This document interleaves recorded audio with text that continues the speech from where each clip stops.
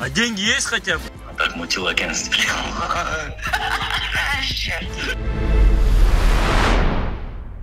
Кыргызстанда мындан ары бандиттик топтор, каракчылар, мошенниктер, элдин канын соргондор, мына мамлекетти мындай чоң өлчөмдөгү акчага алдагандар болбош керек. Ушул жылдын 10 май күнү Ички иштер министрлигинин кызматкерлери Бишкектин чок ортосунда бир нече спецназдын коштоосу менен жеке нотариустан чыгып келе жаткан 23 жаштагы жигитти кармашат. Умаров Сардарды Ички иштер министрлиги кызматкерлери 34 жаштагы Исламжан Осмонжановдун 2 үйүн опузалап өзүнө каттатып жаткан кезде кармалгандыгын билдиришет жана Умаров Сардарды уюшкан кылмыштуу топтун мүчөсү катары көрсөткүлөрү келип, жалпыга маалымдоо каражаттарына видео жана сүрөттөрдү таратышат. Биз бул окуяда айтылып жаткан Умаров Сардар менен үйүмдү алдырып жибердим деп арызданган Исламжан Осмонжановдун кимдигин тастыктоо максатында иликтөө жүргүздүк. 34 жаштагы иш жерде иштебеген Исламжан Осмонжанов $400,000 турган 2 үйдү 1 жылдын ичинде кантип сатып алган? Дал ушул суроолорго жооп издейбиз. Слышь, братиш, сигарет не будет? У вас сигарет нету, я спешу просто. А деньги есть хотя бы? Бул видеодо сүйлөп жаткан жигит 4 жылдан бери Казакстанда издөөнү жүргөн Исламбек Осмонжанов.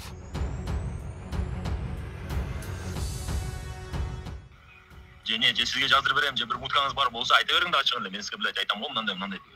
Ушундай ислам аятта мындай десең сап болду, анда өзүңүз кыла бересиз анда. Так мутил агентство. Кандай кылып эл аралык издөөнү жүргөн шылуун Кыргызстандын жарандыгын алып, Бишкектин эң жакшы районунда жайгашкан $400,000 үйдү меники деп ээлеп алган. Анда эмесе сөз башынан болсун. Исламбек Осмонжанов 1988 жылы төрөлгөн. Казакстан Республикасынын жараны. Актауш шаарында мектепти бүткөн. 2019 жылга чейин туруктуу жумушта иштеген эмес. 2019 жылы Казакстан Республикасынын Мангистау облустук экономикалык кылмыштарга каршы департаменти Исламбек Осмонжановду кылмыш жоопкерчилигине тартып, ага карата иш козгогон. Ошондон улам ал Кыргызстанга качып келип, жашырынып жашап жүргөн. Исламжан Осмонжанов азыркы күндө да Казакстан Республикасында издөөнү жүргөнүн Казакстандын башкы прокуратурасы тастыктады. 2022 жылы Исламбек Осмонжанов эл аралык издөөнү жүргөнүнө карабай, президент Садыр Жапаровдун жарлыгы менен кыргыз жарандыгын алат. 2019 жылдан азыркы күнгө чейин Казакстанда издөөнү жүргөн Исламбек казак-кыргыз чегара өткөрмө пункттарынан мыйзамдуу түрдө өтө алмак эмес. Эгерде чегарадан өтсө, аны издөөнү жүргөн кылмышкер катары камакка алышмак. Ошондуктан Исламбек Кыргызстандын чегарасын мыйзамсыз жол менен жашырынып кесип өткөн. Кыргыз паспортун алып жатканда улуттук коопсуздук кызматкерлери, Ички иштер министрлиги кызматкерлери да Исламбек Осмонжановдун Казакстанда жасаган кылмыш иштерине кызгышкан эмес жана издөөнү жүргөндүгүн президенттен жашырып коюшкан. Бул факты боюнча текшерүү иштерин жүргүзүү зарыл деп ойлойбуз. Исламбекке этникалык кыргыз биринчи жолу паспорт алып жатат деп, казак паспортундагы улуттук кыргыз деген жазууга таянып, кыргыз паспортун берип коюшкан. Осмонжанов эптеп кыргыз жарандыгын алып, Кыргызстандын ичинде мыйзамга баш ийип жүрүүнүн ордуна кайра Казакстандагыдай оңой акча табуу өнөрүн колдоно баштайт. Бир нече жолу кыргыз милициясы тарабынан кармалып, ар түрдүү кылмыштарга шектелет. Алардын арасында эң чоң, көзгө көрүнгөн кылмыштарына токтоп кетүүнү туура көрдүк.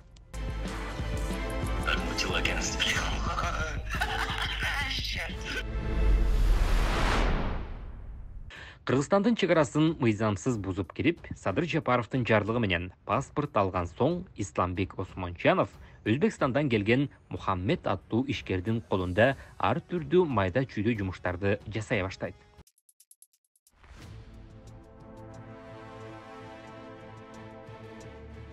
жылдын башында Мухаммед аттуу Өзбекстандын жараны Бишкек шаарында өзүнүн кайнагасы Суванов Махмудтан ири суммада карыз алып, бизнес баштайт.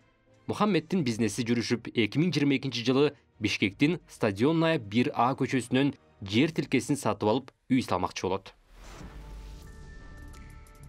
2022 жылы ушул жерге Мухаммед деген байке келет. Мухаммед байке рекламадан чалат алып. Ушундай биз там сабатта түшүп там алды келип көрүңүздөр дейт. Келип көрөбүз бул жерде. Дал ушул курулушка Мухаммед Казакстандан келген Ислам Осмонжанов аттуу өзүнүн көптөн берки таанышын көзөмөл кылып бер деп жумушка алып, усталарга керек боло турган материалдарды алып келип, аларга жардам берип туруусун айтат. Ислам Осмонжанов усталардын иштөөсүн көзөмөлгө алып, үйдүн жарымынан көбүн салып бүтүрүшөт. Ошол убакта ислам чогуу жүрөт, чогуу жашайт. Ушул жерде ислам чогуу иштеп чогуу жүрөт. Андан кийин күндөрдүн биринде уже ремонттор иштер жүрүп, крыша жабылат. Крышасы темир крыша болчу мүмкүн. Темир крышасы да бүтөт да экиге бөлө турган болот. Там ортодон бөлөбүз дейт. Оң жагы исламга салынат, сол жагы оң жагы меники, сол жагы исламдык болот дейт. Экөө сүйлөшүп, как положено эле жумуш жүрөт ушул жерде. Жумуш жүрүп, бир жашынакай жумуш жүрүп аткан, сонун болуп эле акчаларын берилип аткан. Мухаммед аке деген байкалар болчу, ошо менен иштешип. Үй бүткөндөн кийин Кыргыз Республикасынын мыйзамы боюнча чет элдик жарандарга кыймылсыз мүлк каттоого болбой турганын билген Мухаммед салынган үйдө жардамчысы Ислам Осмонжановдун өзгөндүк кайнатасы Сары Мурзаев Куттубекке каттоону чечишет. Endi buni ukam deb ishonib ishongan-da, menda, kuyovimda O'zbekiston jarani bo'lganimiz uchun Islomni nomiga olib turganmiz. Uy sotib olganda, оформление qilib. Августтун 10-дорунда ошо Мухаммедке жок болуп кетти. Исламдан сурадык, эмне болуп атат, ушундай десем, эч кыжалат болбогу, акчаңар чыгат, берет. Аларда Мухаммед бизнесин кеңейтүү максатында Суванов Махмуттан кошумча карыз акча сурап, андан жалпысы $700 000 алат. Мухаммед $700 000 тез арада айлантып, кайра кайтарып берерин билдирет. Акчаны алгандан кийин кандайдыр бир себептер менен Мухаммеддин иштери жүрүшпөй, Суванов Махмутка карызын кайтарып берүүнү кечеңдете баштайт. Ошентип, 2023 жылдын башында Мухаммед жумуштары менен Өзбекстанга барып келейин деп кеткен бойдон белгисиз болуп кетет. Бир нече күндөн кийин анын аялы Шохсанам Хасановага жолдошу Мухаммед белгисиз себептер менен Ташкент шаарынын ички иштер кызматкерлери тарабынан кармалгандыгы тууралуу маалымат келет. Erim Toshkentga ishlar bilan ketdi. Undan keyin meni chaqirdi, borsam shu ishim bankrot bo'lib o'xshamay qoldi.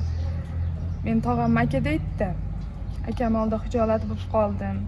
Borib uylarni akamga narxlab o'tkazib berib tur, qolgan pulni ham qilib berishga harakat qilaman dedi. Ошентип, Мухаммеддин Өзбекстандагы сот иштери узакка уланаары белгилүү болгондо, ал аялы Шохсанам Хасановага кайнагасынын $700 000 карызын кайтарып берүү максатында Бишкектеги жаңы салып бүткөн 2 үйүн өткөрүп берерин айткан. 2 үй жалпысынан $400 000 бааланат. Kelib, bu ukasi Islomni chaqirib, buni akasi manasi chaqirib, manas akani chaqirib, hammamiz gaplashib o'tirib, uylarni narxlab akamga o'tkazib berdim. Islom bo'pti, men o'tkazib beraman dokumentlarni dedi shu. Undan keyin bo'pti, o'tkazib beraman degandan keyin uylar bitguncha o'tkazib beraman. O'rtasidan bo'lingan, yarmini menga bering. Men $80 000 berganman. Qolganini ham men sizga qilib beray aka, qarindosh urug'larni oldida xijolat bo'laman, shu niyat qildim, shu uyga olaman deb dedi. Мындай кабарды уккан Мухаммеддин кайнагасы Суванов Махмут Стадионная Бира көчөсүндөгү үйгө барганда, үйдүн толук бүтпөй турганын көрөт жана иштеп жаткан усталардын айлыктары да төлөнбөй жатканын угат. Ортодо крыша жапкан балдардын акысы зор болчу. Фундамент курган балдардыкы, анан өзүнүн эмгек акыбыз полностью күзүндө аласыңар деген. Усталарга Мухаммед жалпысынан $18 000 карыз экени белгилүү болот. Үйдү көргөнү келген Суванов Махмут ошол жерде усталар менен курулушту бүтүрүү боюнча чогулуш өткөрөт. Ал чогулушка Мухаммеддин колунда иштеген Исламбек Осмонжанов да катышат. $12 000 балдардын иштеген акысы болчу, $6 000 строй материалдын акчасы болчу. Ошо $18 000 болду. $18.000 де качан болот десек эч кычалат болбогу. Анан бир күнү чалды. Ушундай бул үйдү Махмут акеге өттү. Махмут аке келет, ошо Махмут аке менен сүйлөшөбүз дейт. Ушул жерде ушул үйдөн отуруп Ислам келет. Ислам бир акеси келет. Анан кийин Махмут аке келет. Баардыгыбыз отуруп ушул жерден эсеп китеп кылабыз. Канча сом кимге кетти, канча сом канча кетти, строй материал кимге каршы, силерге общий каршыңар канча дейт. Ошол жерден биз айтабыз, ушу общий балдардын эмгек акысы $18.000. Так мутил агентство.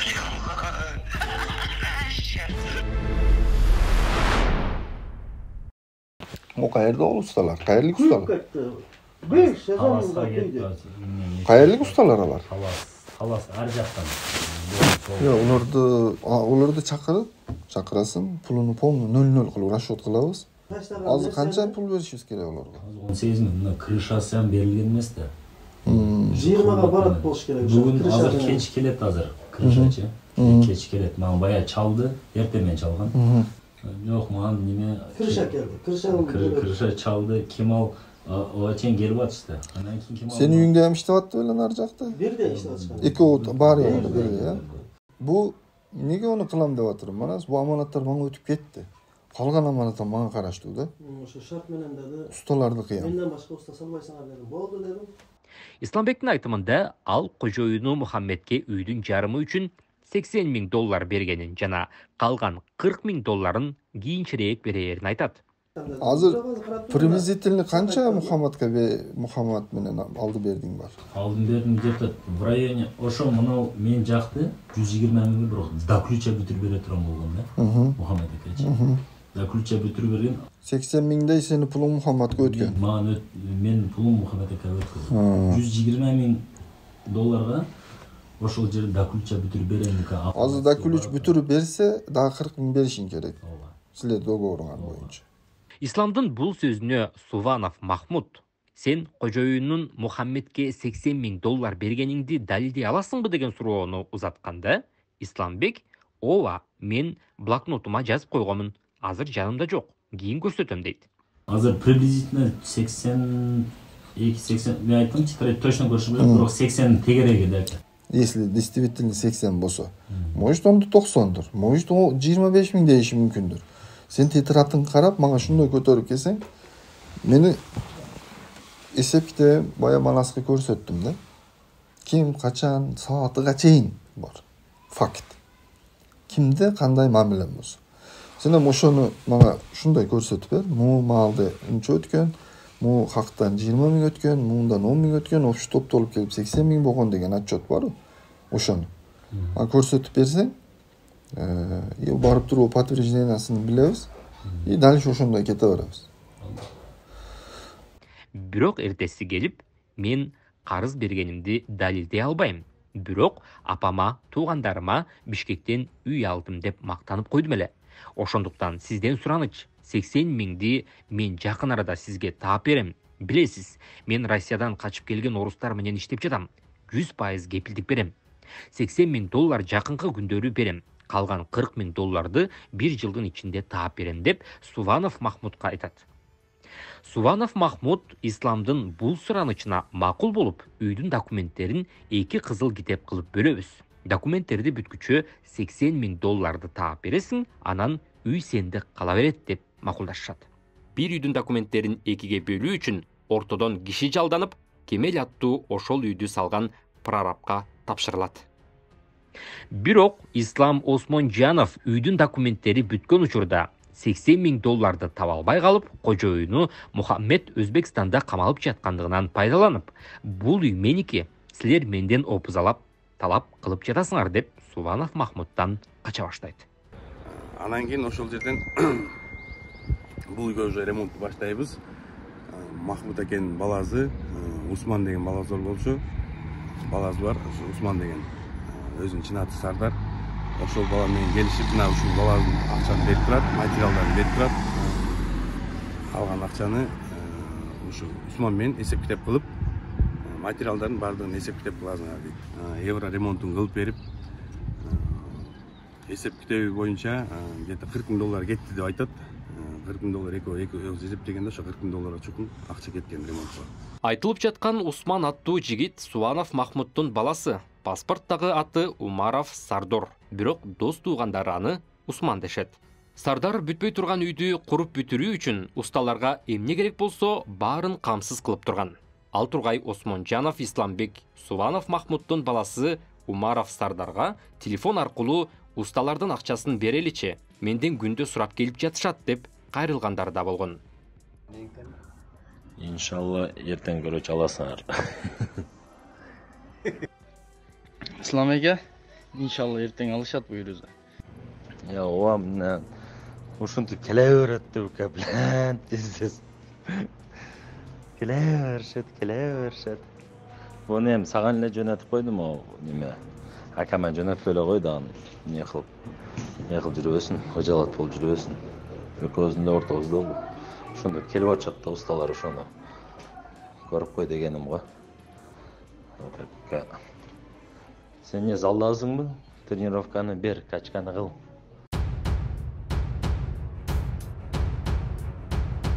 Кемел менен Осмонжанов Исламбек үйдүн документтерин экиге бөлүү үчүн мамлекеттик каттоо кызматына барып тапшырышат.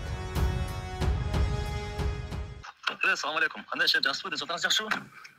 Ova. Dokumentni siz onu tanışlarınız var, o şakı var tapşırabız da. Yok, o çok bile var. Je sizge jazdırıp berem, je bir mutkanız var bolsa ayta bering da açık ele. Men sizge bilet aytam, mындай deyip. Şunda İslam hayatı mындай desen sap boldu anda özünüz. Yıkla veresiniz onda. Sözde aylantirip bilen sağa verem, özün var tapşırasın bu, tanışlarың бар bu degen. Sözde aylantirip. O'zingiz da aytsanız gibi ayınızdı. Ko'rib qolamga shep. Жашоодо мындай ислам, жашоодо реально жүрдү ислам, реально кылып туруп берди. Анан тиги салып коюп, тиги салып коюп, ортого тигини салып койбойлу. Вариант кылбайлы. Мен сен суранып эле төлөп койчу, төлөп койсу. Эмне жөн эле мен жанчылып отом ортодочу, ортого түшүп берип коюп. Жолуз айтсам болмок, мен өзүм алып келип алам башка деп. Ошону иштеп бүтүрүп алсын деп бергенден кийин. Шейх, ассаламу алейкум ва рахматуллахи ва баракату. Кандай жакшысызбы? Денсаулыгыңыз жакшыбы? Шеп келдиңизби? Же талаштасыңызбы? Норуз майрамдарыңыздар менен. Келген ораза айт майрамдар менен барак болсун. Шеп тиги не болду анау? Документ. Eskanda налог бирдекелерин билип не кылам деген сөз койдум. Чукпай калдым. Бүгүн объявлениени алып салсаңар, не үйдө же переоформить кеттиңер, же кандай болду, не болду? Шеп. Ислам азыр өтпөйсүң, каттасың азыр бүтүп барайлы. Документтерди мамлекеттик каттоо кызматына экиге бөлүү процесси аяктаган соң, Осмонжанов Исламбек Суванов Махмут менен келишилген шарттар боюнча Сувановдун баласы Умаров Сардарга өткөрүп бериши керек эле. Бирок документтерди бүтүрүп жаткан Кемел мамлекеттик каттоо кызматына барганда бүткөн документтерди Осмонжанов Исламбек алып кеткендиги белгилүү болот. Мен просто алдагы жалкадан сен мен неге алып кетип калдың ал жактан билбейм да. Турган документ төрмөктө. Мен ошол бүтүрүп атканда бүтөйүн дегенде айттым эмес, салып айттым, алып кетип калбаган деп. Ошол күндөн тартып Осмонжанов Исламбек Кемел аттуу прораптан да Суванов Махмут жана анын баласы Умаров Сардардан да кача баштайт.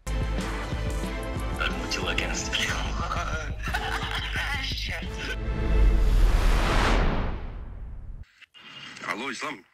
Келсең зор болот да, биякта турасыз азыр. Мен 16 жакышка барсам, мен сени алып кетип атпай, техпаспорт полностью все что документ барын сени алып кетип атпай. Даже расписка бияка кол коюп кеткен дейт, кол коюп берген дейт, не алып кеткенден кийин. Ислам. Жооп берип койбойсуңбу шеф, мен келем же келбейм деп писать, адеп болуп калдым, жакта отурупчу.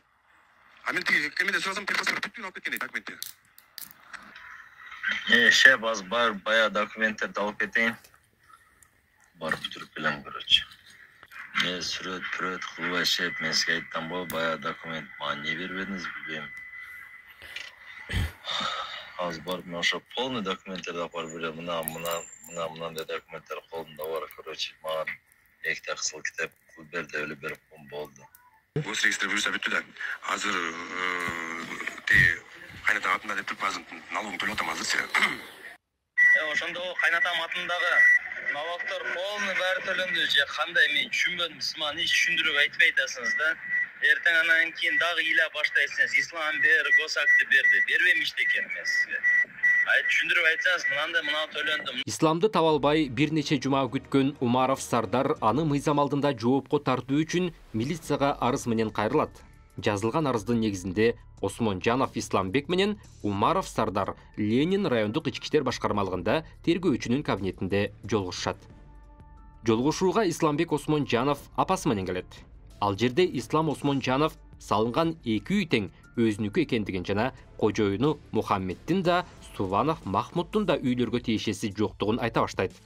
Исламбек менен келген апасы Казакстанда жашаарын жана баласына Казакстандын Актауыр шаарындагы $400,000 турган жерин сатып, үй ал деп бергенин айтат. Мен өзүм лично акча салгам мен. Лично мен өзүм акча салгам баламачы. Үй ал балам. Бирок, бир аз териштирүүдөн кийин Ислам Осмонжанов Суванов Махмуд менен келишим болгонун тастыктайт жана үйдү нотариус аркылуу өткөрүп берерин айтат. Азыр бул баланы эмне үчүн алып келдиңиз? Буяка арыз түштү деп разбирайсызбы?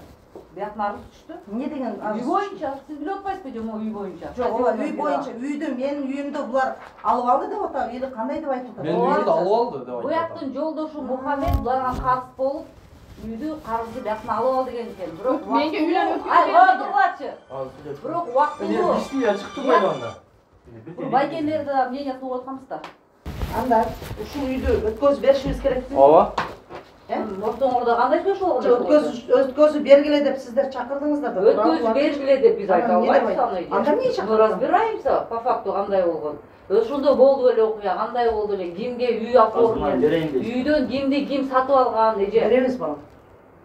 Берейли. Аллахтан коркпойна. Мына Алла бар балам. Кимге болгон болсо эртең өздөрү отчет этет. Сен табыласың, сен табылышың кыйын, мен табылышым кыйын балам. Туурабы? Мен болгон маңдайымда бир бала, бир кыз. Ушулар үчүн деп томолонуп мен 36 жылдан бери мен Казакстанда жүрөм да. Жерлерим бар, жерлерим сатып, канча окуя болду да эмичи. Туура. Эми булар азыр нагло мына документти өткөзүп бер. Мен үйдө эгерде нагло болбогон болсо бул жерди алып эле Мухаммед Ислам сага үйдө бирөө кетип калбаса керек. Өзбекстан жараны болуп атса кимди атын алат? Биздин ээси өткөзүп берип кой деген сөздөр бар менде бар. Алатчы. Ошол ээси деген, ошо сен бол. Мен сага өткөзүп берем. Мен буга да эч кимге өткөзүп бербейм. Сен боласың сага өткөзүп. Мага өткөрүп бериңиз. Ошол кезде сүйлөшөбүз сен. Ооба. Хорошо? Ооба. Өткөрүп бериңиз. Мейли. Ошондо мен акымды мен үйүмдө өткөрүп бересиз да, биз өткөн үйдө. Бул учурда Ленин райондук ички иштер башкармалыгынын тергөөчүсү Исламбек арыздооңор жокпу деп сураганда, апасы да, өзү да эч ким бизди опусалаган жок деп жазып беришет. Ошол күнү нотариус иштебегендигинен башка күнү өткөрүп беребиз деп чыгып кетишет. Болду. Сиз азыр угроза түрүндө алып атасызбы? Сиз да. Мен угроза түрүндө эмес, мен мыйзамдуу түрүндө силерге кайрылып, силер аркылуу угрозы присутствие сотрудников милиции не было, и данная расписка была составлена. И данная расписка была составлена при нем и в выделении да? При нашем обоюдном согласии, ребята. Что вы обоюдно же хотите друг другу расписку написать? Сиге качан өткөрүп бересиңер? Атка. Исламбек. Качан өткөрүп? Качан иштейт ошо? Иштегенде чалам мен аны. Болду. Ага сен нотариуска алмасам сага чала коем. О, нотариустан да чечи. Ошонтип Исламбек Осмонжанов үйдү өткөрүп берем деп Умаров Сардарды жеке нотариус жайгашкан жерге чакырат. Нотариалдык түрдө үйдүн жарымын Суванов Махмуддун 2000-жылы төрөлгөн баласы Умаров Сардарга өткөрүп берген соң, Сардар көчөгө чыкканда Ички иштер министрлигинин кылмыш иликтөө боюнча Бишкек шаардык башкармалыгынын кызматкерлери тарабынан кармалат.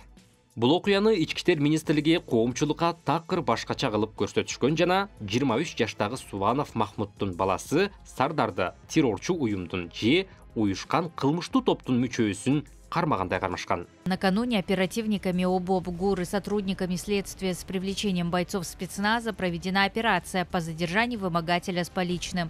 Ошондой эле биз Ислам Осмонжановдун апасы айткан Казакстанда $400,000 жер саттым дегени боюнча Казакстан Республикасынын Мангистау облустук салык кызматына кайрылганыбызда акыркы 1 жылда $400,000 жер сатылбаганын жана Ислам Осмонжановдун апасынын атында Казакстанда ири суммадагы мүлкү жок экенин билдиришти. Ал эми айыпталып жаткан Умаров Сардардын атасы Суванов Махмуд Жалал Абад облусунун Аксы районунан болот. Ата-бабалары Өзбекстандан көчүп келген этникалык кыргыздар экени белгилүү болду. Суванов Махмуд көп жылдан бери бизнес менен алек. Түркия менен Кыргызстандын ортосунда жүк ташуу, алып сатуу жана башка кызматтарды көрсөтүп иштейт. 2023 жылы Түркиядагы жер титирөө учурунда Суванов Махмуд Кыргызстандан барган куткаруучуларды тамагаш менен камсыз кылып, алар менен чогуу куткаруу иштерине катышып жүргөнүн интернеттен көрсөңүз болот. Bugün 18 Şubat 2023. Facianın 13. gününde gelen çifte mucizeyle açıyoruz bülteni. Allahu Ekber! Maşallah! Yürü kardeş! Buraya sabah 8'de geldik, saat 8'de. 11 geçe çalıştık. 3 saat içinde 3 canlı, 2 cansız bulduk. Bizden Kırgız jigitleribizge öte razыбыз. Ушундай оор иште күнү-түн иштеп атышат эшкер. Ден соолукта болсун, мындай жер титирөө эч бир жерде болбосун. Көрүп алып ыйладык дөрмүчү. Мындай эч бир адамда эч бир жерде болбосун эже. Kelip Bordoş Türk eline yardım berip atkanını görüp işte sıymıktandık. Allah razı olsun. İşte ballarımız şunçalık jakşı iştegenini görüp Kırgız ekenibizden, Kırgız mamleketin jaran ekenibizden sıymıktanıp işte kolustan kelgençe etler İstanbul şaharından produktları ısıtılıp gelip Kırgızstan'da balları bizge hayır alıp verdi biz biznesmenlerge. Bordoş Türk elinin içinde işte de hayırımız kötörüldü, baldar iştegenini görüp, ularga da rahmat, jetekçilerge rahmat, ministerlikte, kalıverse prezidentimizge rahmat, uşunça üylörde alıp gelip kurup verip, o internetlerde görüp atabız. Biz Kırgız ekenibizge, Kırgız elinin jaran ekenibizge sыймыктанабыз. Уурулук, алдамчылык менен эл аралык издөөдө жүргөн Исламбек Осмонжановдун сөзүнө ишенип, 23 жаштагы Умаров Сардарды камаган Ички иштер министрлиги Ислам Осмонжановдун өзү кандай адам экенин билет болду бекен? Эгерде билсе, эмне үчүн издөөдө жүргөн адам менен күч кызматкерлери бирге ушундай иштерди жасап жүрүшөт? Же жөн гана жеке ишкер Суванов Махмудду тоноо операциясы жүрүп жатабы?